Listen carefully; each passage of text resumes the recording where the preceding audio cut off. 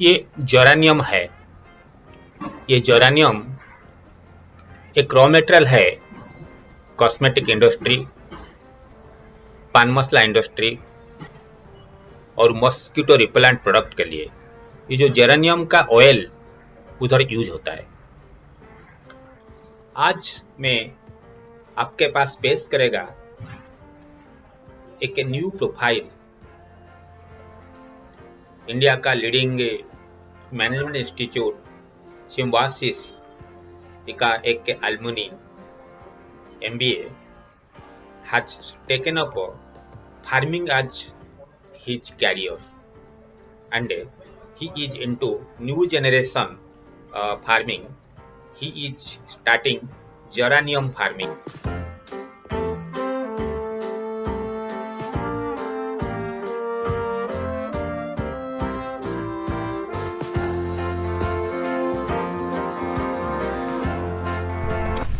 यहाँ पे वो सुगंधित वनस्पति में हाँ। आएगा, वो एरोमेटिक फार्मिंग है। एरोमेटिक फार्मिंग में वो कुछ नई चीज है, ये तो सब ट्रेडिशनली है।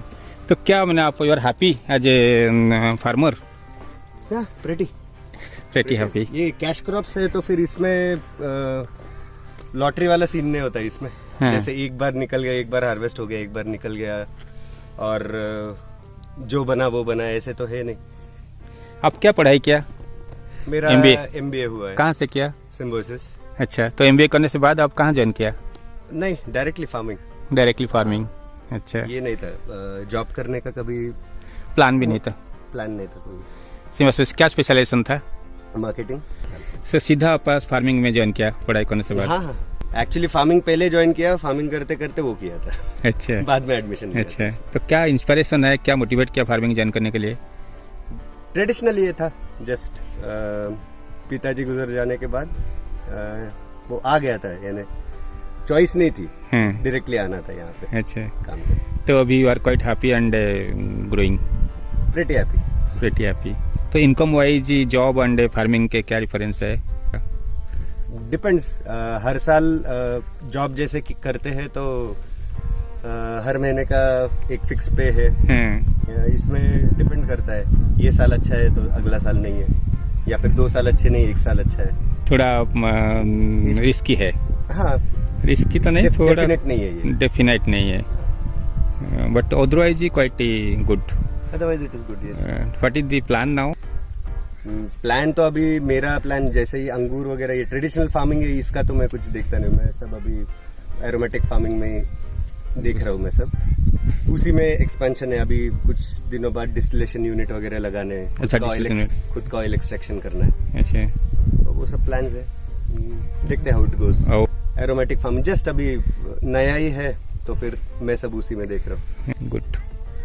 जाएगा हम लोग वो फार्म को? चलते, मैं बाइक ले लेता हूँ।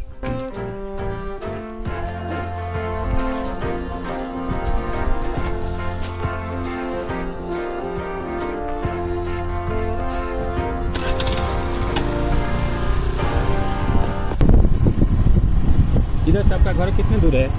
3 किलोमीटर। 3 किलोमीटर। वही गाँव में, प्रॉपर गाँव। उजर गाँव। और आपका फुल टाइम फार्मिंग करता है तो कंसंट्रेट करता है फार्मिंग हाँ, में? दूसरा तो कुछ है नहीं, यही करता हूँ।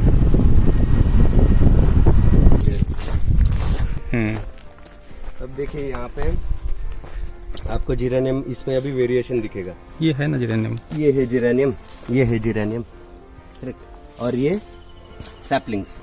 अच्छा। तो अब इसमें ये डिफरेंस इसलिए हुआ है कि आपको ये बड़ा दिख रहा होगा और ये सब छोटे, फिर ये बड़ा है, ये बड़ा। तो ये फर्स्ट हार्वेस्ट जब हुआ था तब मुझसे बहुत क्लोज कटिंग हो गई थी। जो इसके ब्रांचेस जो कट करने होते हैं वो बहुत क्लोज कट कर दिए थे मैंने। अच्छा। उसकी वजह से उसकी स्प्राउटिंग नहीं हुई दोबारा। इसका क्या यूटिलिटी है, इसका कमर्शियल वैल्यू क्या है ये जेरेनियम का? इसका ऑयल एक्सट्रैक्शन होता है और फिर इसका ऑयल सबसे ज्यादा यूज होता है पान मसाला इंडस्ट्री में। पान मसाला इंडस्ट्री में? हाँ, तो ये जो हम पान पराग या फिर ये सब जो भी हो, मानिकचंद पान पराग, मानिकचंद नाम से तो है नहीं फिलहाल अभी, RMD। तो 80% इसका प्रोडक्शन उसका पान मसाला इंडस्ट्री में जाता है। और फिर जो कॉस्मेटिक्स है, फिर मॉस्किटो रिपेलेंट्स, आप इसको हाथ लगा के स्मेल करेंगे तो ऑलमोस्ट एक रिपेलेंट के जैसे। इसके ऊपर कोई सकिंग पेस्ट इसी वजह से नहीं आते, उसकी क्वालिटी, रिपेलेंट क्वालिटी की वजह से। आपको ऐसा कहाँ से लाया, थोड़ा हिस्ट्री बताओ कैसा लाया क्या? 20 किलोमीटर यहाँ से एक नर्सरी है, वहाँ पे एक विजिट हुई थी मेरी, वहाँ पे इंट्रोडक्शन हुआ इसका, तो मुझे सुन के काफी इम्प्रेस हो गया था मैं, तो लगा के देखते ये पायलट प्रोजेक्ट है मेरा। Pilot project. लेकिन आपका जो पहले हार्वेस्ट हुआ उसका क्या इनकम आया? पहले हार्वेस्ट का मुझे उसमें इनकम से ज्यादा मुझे जो मेरी R&D थी वो इम्पोर्टेंट थी, क्योंकि मुझे ये देखना था जो प्रैक्टिस, जो शेड्यूलिंग मैंने इसमें खाद की और स्प्रेइंग की रखी थी, पेस्टिसाइड्स की रखी थी, उसमें से आउटपुट कैसा आता है। अच्छा। तो वो शेड्यूलिंग इम्पोर्टेंट थी मेरे लिए, इसीलिए वो इनकम उसमें बहुत डिस्ट्रीब्यूशन है।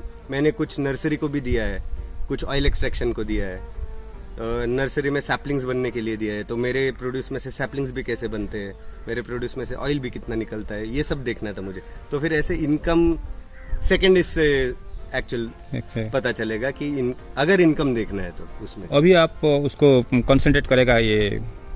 हाँ बिल्कुल एक्सपेंशन करने वाला हूँ मैं अभी मेरे 60,000 सैपलिंग्स नए आ रहे हैं, कुछ सातारा से, कुछ और एक जगह से। ये इसका? हाँ, अभी 7 एकर्स का और एक एक्सपेंशन है। और इसका प्लान है खुद ही ऑयल एक्सट्रैक्शन प्लांट सेटअप करने? अभी एक 1.5 महीने में यहाँ पे फार्म पे एक एक्सट्रैक्शन यूनिट हो जाएगा। तो क्या क्या एरोमेटिक इसको करेगा और क्या क्या एरोमेटिक प्लांट बढ़ेगा? फिलहाल तो इसी में हूँ, लेकिन कैमोमाइल, पचोली, ऐसे भी कुछ चीजें हैं।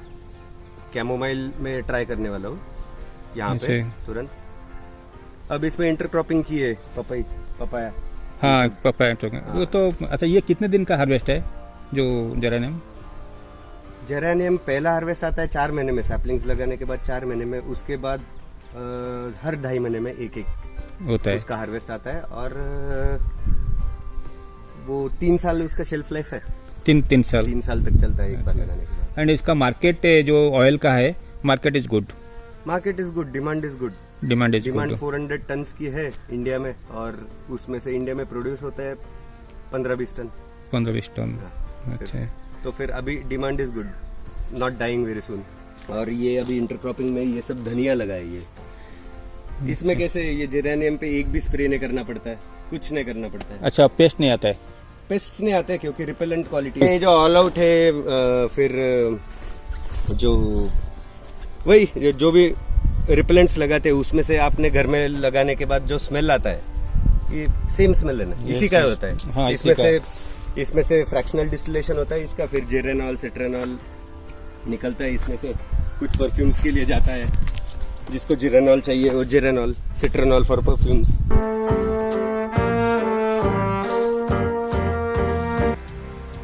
In coming days, I will bring in many more stories, many more interesting stories. Please continue to see my channel. If you like my channel, please like it and subscribe to my channel. By doing that, you will help me to reach more and more people. Thank you.